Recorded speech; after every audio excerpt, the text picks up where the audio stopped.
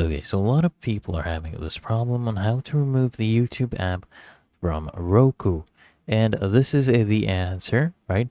It actually helped out this user and multiple other users. So this is what you do. You press the home button on your Roku remote and then move to the right and highlight the YouTube channel you wish to remove. Okay? Then you press the star button on your remote to open the options menu and select, remove channel and confirm when prompted. Now, this is what you do next. Now that the YouTube is removed from Roku, you'll need to access your Roku account to add a channel store pin from a web browser. So we will be blocking YouTube from being installed.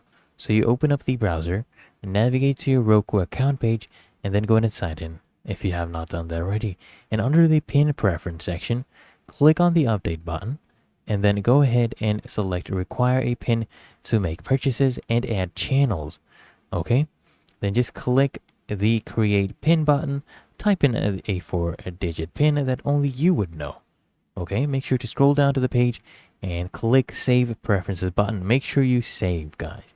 Then just restart your Roku device by going to settings, system, then go to system, restart, and click on restart. Now basically, if someone tries to install YouTube, they can find it in the channel store, but they will require you to enter the pin created to install it, which effectively, blocks YouTube and any other channel from being installed on Roku.